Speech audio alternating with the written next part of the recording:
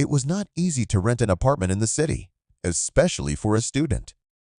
The cost of living was high, and getting a place in the dormitory was out of the question. It was always full. My parents did their best to help, and luckily, I was able to get a slightly larger scholarship. But it still wasn't enough to cover all my expenses, so part-time jobs became my norm. I was only 1 year away from finishing my master's program, and I was determined to see it through. However, finding a suitable place to live became an obstacle I did not expect to face this late in my studies. I couldn't afford to live alone, and the idea of getting a roommate seemed risky. So when my friend Alice suggested that I move in with her and her mom, it seemed like the most practical solution. Alice lived with her mom, Sarah, a woman in her early 40s who had been single for as long as Alice could remember. Sarah was a strong, independent woman who worked hard, and she reeked of a kind of mystery. She didn't talk much about her past relationships, and there were never any men in the house, so Alice and I assumed she was content with her single life. When I first moved in, things were simple. Alice and I spent time together, and Sarah mostly kept to herself. She wasn't the warmest person, but she didn't interfere in our lives either. Her only rule was to keep the noise down, which was fair enough, considering how often Alice and I were out late. Over time, Alice and I grew closer, and soon she came to me with the life-changing news that she was pregnant. We were both shocked, but the decision to get married came quickly. It wasn't the most romantic proposal, but we knew we wanted to be together, and with the baby coming, it seemed like the right decision. We had a small ceremony and started living in the house with Sarah as a family. As Alice's pregnancy progressed, life became more and more peaceful. I stopped going out with friends as often and focused more on my studies and part-time job. The burden of responsibility was getting heavier by the day, and I realized that I had to finish my studies and find a stable job to support my new family. Alice's pregnancy made her tired most of the time, and Sarah began to take on more responsibilities around the house. Despite her aloof nature, Sarah was always looking out for me. She asked a lot of questions about my studies and future plans, although sometimes her tone sounded judgmental. "What are you going to do when the baby comes? How will you support Alice?" she asked, looking at me intently.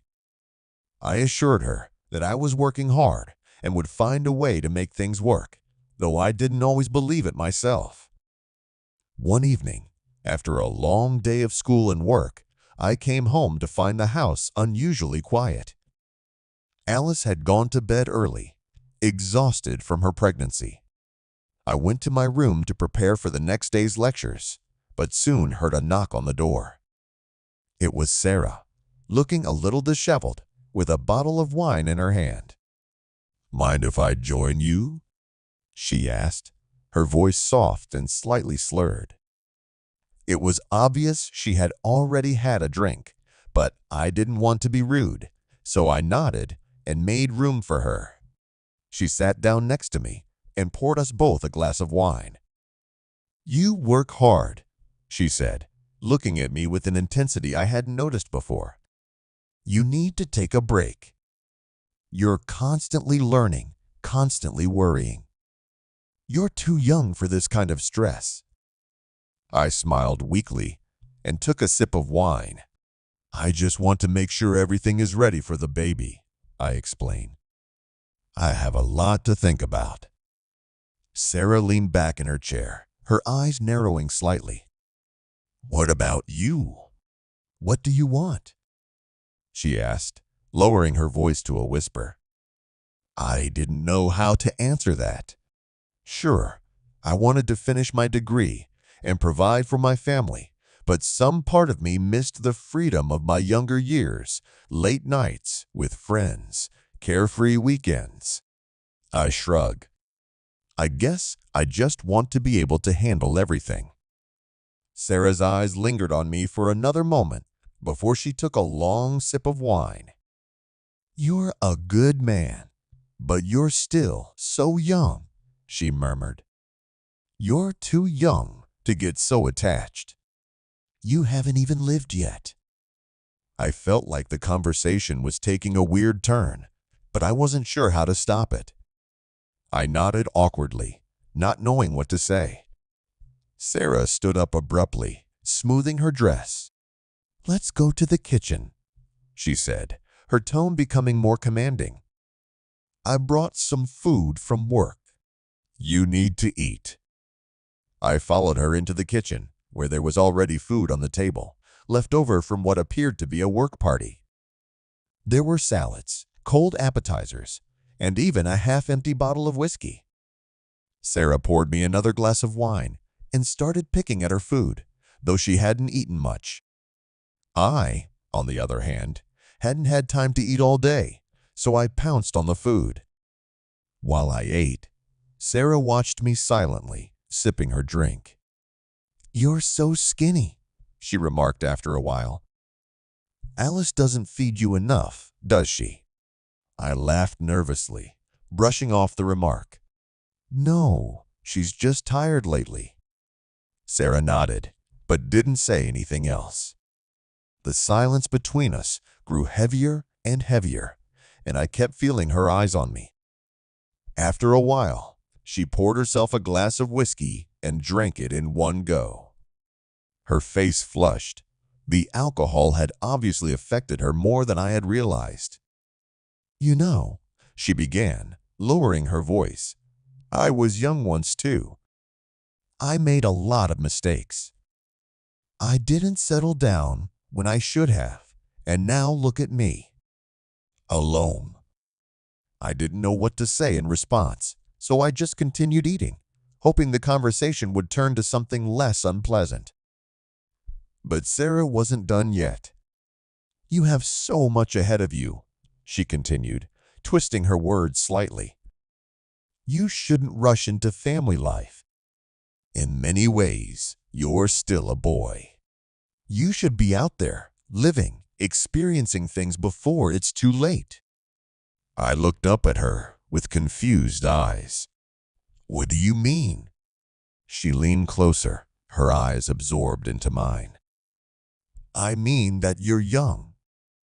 You have time on your hands. You don't need to commit yet. You can still explore life." I felt a strange tension build in the room, and before I could respond, Sarah reached out and placed her hand on my arm. "There's so much you haven't experienced yet," she whispered. "Don't you want to find out what else is out there?" Her words hung in the air between us, and for a moment, I didn't realize what was happening. The wine and whiskey had dulled my senses, and Sarah's closeness was overwhelming. She was no longer just Alice's mother. She was the woman standing in front of me, looking at me in a way that made me forget where I was. Before I realized what was happening, Sarah leaned closer, pressed her lips to my ear and whispered, "Let me show you." Something changed between us that night. What started as an awkward conversation over dinner turned into a romance that would last almost a year. It wasn't planned, and it's certainly not something I'm proud of, but it happened.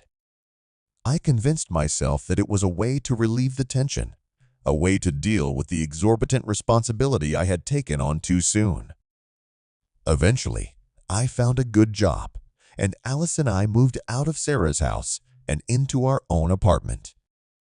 The affair with Sarah ended quietly, and although we never spoke of it again, there was an unspoken understanding between us. We maintained a warm relationship and remain on good terms to this day.